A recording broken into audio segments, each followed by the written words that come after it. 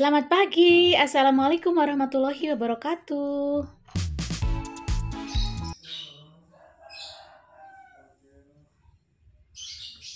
Ini suasana pagi di halaman rumah aku, teman-teman. Oh ya, gimana kabarnya teman-teman? Semoga selalu dalam keadaan sehat ya, sehat lahir dan batinnya, juga harus sehat iman dan Islamnya. Amin ya Allah, amin ya rabbal alamin. Mais, ini masih pagi-pagi teman-teman, waktu masih menunjukkan pukul 5.30. Jadi pagi ini aku sudah keluar nih bareng teman aku, karena hari ini adalah jadwal piket aku untuk beres-beres di masjid. Di masjid aku itu ada jadwal piket untuk ibu-ibu yang melakukan pengajian di situ. Alhamdulillahirrahmanirrahim teman-teman, kita sudah nyampe ke masjidnya. Inilah suasananya seperti ini ya. Masih ada beberapa orang yang mengaji. Jadi sambil nunggu mereka keluar, aku mau nyiapin dulu peralatannya. Karena aku termasuk orang yang muda dalam kelompok pengajian aku ini, jadi aku kebagian ngepel di lantai 2. Dan bagian ngepel di lantai 2 itu tidak bergiliran, jadi setiap minggunya di kelompok ini aku selalu bagian ngepel. Karena udah maklum ya, yang lain-lainnya udah sepuh-sepuh, jadi mereka ambil yang agak-agak ringan dikit. Sebetulnya sih gak beda-beda jauh sih.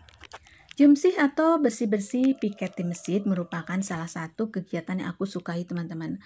Karena mudah-mudahan dengan kegiatan yang mungkin dianggap sepele ini merupakan salah satu amalan yang Allah terima. Jadi perbanyaklah jenis amalan kita. Jadi kita enggak pada salah satu aja, karena kita enggak tahu amalan mana yang akan Allah terima. Aku juga takut banget dengan sedekah yang sudah aku kerjakan. Takutnya ada ria terselip di situ meskipun hanya sedikit. Tapi dengan hanya bersih-bersih kan kita tidak mengeluarkan harta, kita hanya mengeluarkan tenaga. Mudah-mudahan hati kita benar-benar ikhlas karena Allah. Karena amalan itu sebesar apapun tidak diterima kalau hati kita tidak karena Allah.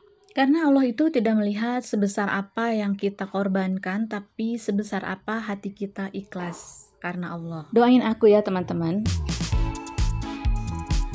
Alhamdulillahirrahmanirrahim teman-teman, aku sudah kembali berada di rumah. Jadi jumsinya sudah beres, dan urusan rumah tangga juga udah beres.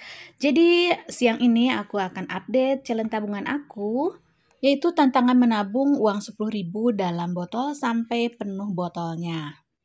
Allahumma sholli ala Sayyidina Muhammad wa ala ali Sayyidina Muhammad. Aku belum sempat nih sapa teman-teman di rumah, gimana kabarnya? Semoga sehat selalu ya. Semoga selalu berada dalam lindungan Allah Subhanahu wa Ta'ala. Amin ya Allah, amin ya Rabbal alamin. Nah, ini botol yang aku maksud ya. Ini botol tabungan aku 10.000-an. Masih banyak yang kosong, baru kurang lebih setengahnya ya. Dan ini uang yang akan aku tabung hari ini. Kita hitung ya, 1, 2, 3, 4, 5, 6, 7, 8, 9, 10, 11 lembar. Jadi hari ini insya Allah akan aku tabungkan 11 lembar 10.000-an atau 110.000. Aku siapkan dulu sedotannya yang sudah aku potong-potong. Karena nabungnya 11 lembar, jadi aku hanya perlu 11 potongan sedotan. Ini aku menggunakan sedotan boba ukuran 8 mm. Yang sudah aku potong-potong ya, ukuran motongnya sih bebas aja. Aku juga nggak rata ini, ada yang agak lebar, ada juga yang agak tipis. Yang penting nggak putus ya, dan bisa ngikat uangnya. Nah, kurang lebih seperti ini ya teman-teman. Kira-kira ini ada yang ukuran hanya 2 mili sampai dengan 5 mili. Kalau 1 cm sih kayaknya terlalu gede ya kalau menurut aku.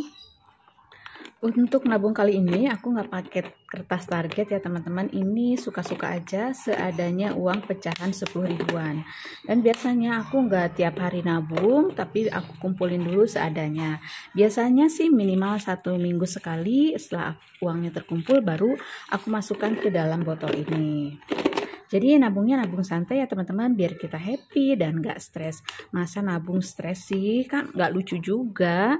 Oke, kita mulai aja ya teman-teman. Bismillahirrahmanirrahim. Kita langsung gulung-gulung aja. Seperti biasa, kalau aku sih lebih enak lipat dua dulu, baru kemudian aku gulung-gulung kecil. Tapi ada juga teman-teman yang nggak dilipat dulu ya, langsung digulung-gulung. Jadi gimana, seenaknya aja deh. Yang penting bisa tergulung dengan rapi. Beres deh satu. Teman-teman pernah nggak sih ngalamin cerita mistis atau horor gitu, baik di rumah maupun di suatu tempat di saat kita lagi di luar rumah atau lagi bepergian? Nah, ini aku akan sedikit berbagi cerita ya tentang pengalaman teman-teman aku. Aku bacain ya. Ini nggak usah aku ceritain ya siapa yang berbagi ceritanya, nih aku bacain ceritanya aja. Saya menikah tahun 2008. Tahun 2010 kami membeli rumah yang sudah kosong selama 5 tahun. Tanpa saya tanya lebih jelas riwayat rumah itu. Setelah saya tinggal di situ, baru saya tahu rumah itu bekas rumah dukun dan katanya angker. Setelah menempati rumah itu selama 2 tahun, punya dana 30 juta, pengen nyekat rumah buat dijadikan kontrakan 3 kamar. Kata tukangnya duit segitu cukup. Pada perjalanannya kurang banyak, saya pinjam ke bank. Sewaktu membangun kontrakan pun banyak tukang yang melihat hantu, suara cekikikan, dan sering sakit kepala setelah membongkar bak mandi. Setelah jadi, yang ngontrak pun cuma betah sebulan 2 bulan pindah. Gitu aja terus-menerus, akhirnya selalu kosong. Setahun kemudian suami sakit, berobat ke dokter nggak ada penyakit. Setelah 5 tahun tinggal di situ, saya memutuskan untuk menjual rumah dan saya pindah ke rumah mertua. Uang penjualan rumah habis buat berobat ke sana kemari. Sisanya saya bikinkan kamar di sebelah mertua. Sampai sekarang kami belum punya rumah dan suami saya masih sakit-sakitan. Sudah banyak hinaan kepada kami, tapi saya hanya bisa nangis. Mau kerja lagi masih punya anak kecil. Saya di sini cuma mau minta doanya. Semoga saya cepat punya rumah lagi dan suami saya bisa sehat lagi. Amin ya Allah, amin ya rabbal alamin. Dari cerita yang tadi kemudian ada yang komentar dan dia juga membagikan ceritanya seperti berikut. Ikutan sharing ya, dulu saya pernah ngontrak di suatu rumah yang sudah 3 tahun kosong. Sebelumnya dikontrak sama tukang listrik. Di situ selama 3 tahun dan akhirnya mati di situ. Lalu nggak ada yang berani ngontrak dan selama saya ngontrak di situ sering melihat hantu. Juga pas ada arisan, semua temanku ada yang melihat hantu. Ada juga yang mencium bau aneh juga macam-macam. Dan selama 5 tahun ngontrak di situ banyak kejadian aneh. Setelah tinggal 2 tahun, aku sakit kanker stadium 3 dan sudah parah. Aku hanya bisa menangis terus. Sebelum dikontrakan, ditempati dulu yang punya rumah katanya. Anaknya sering sakit dan kesurupan. Makanya yang punya rumah pindah dan pilih kontrak ke orang lain. Terus habis aku kontrak, aku pindah rumah dan berobat terapi ke Malang. Akhirnya aku sembuh sampai sekarang. Kejadian itu sudah 4 tahun yang lalu. Ada yang bilang sakitku karena menempati rumah angker itu. Lanjut teman-teman, ini komentar juga di sini dikatakan mirip ortu saya dulu, beli rumah yang ternyata sudah kosong 10 tahun. Berbagai penampakan ada, bahkan siang hari. Tepat 40 hari tinggal di rumah tersebut, papa saya meninggal di kamar mandi. Setelah papa saya meninggal, nenek saya didatangi dalam mimpi sosok laki-laki dan diminta untuk segera pindah atau akan ada korban lagi seorang perempuan. Pernah suatu kali saya pulang sekolah, di rumah sendirian dan pas nyapu bersih-bersih rumah, tiba-tiba telinga saya seperti ada yang tiup. Auto kabur ke depan rumah, tunggu ortu datang pulang kerja. Sekarang rumah dijual dan ternyata satu deret dengan rumah tersebut juga seram. Siang-siang rumah tetangga ada penampakan kepala ngegelundung. Semua cerita tadi walau alam bisawab ya, aku juga nggak tahu kebenarannya, tapi kalaupun memang benar, semoga suaminya disembuhkan. Semoga bunda yang cerita tadi diberi kekuatan, kesabaran, dan keikhlasan dalam melewati cobaan dari Allah dan dijadikan cobaan itu sebagai penggugur dosanya dan diangkat derajatnya. Amin ya Allah, amin ya rabbal alamin. Dan ini untuk mengingat juga kepada kita ya teman-teman, kita harus selalu menjalankan sholat yang 5 waktu dimanapun kita berada.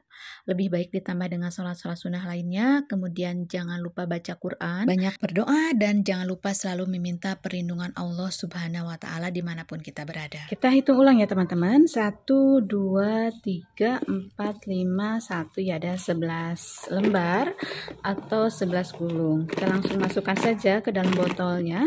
Bismillahirrahmanirrahim.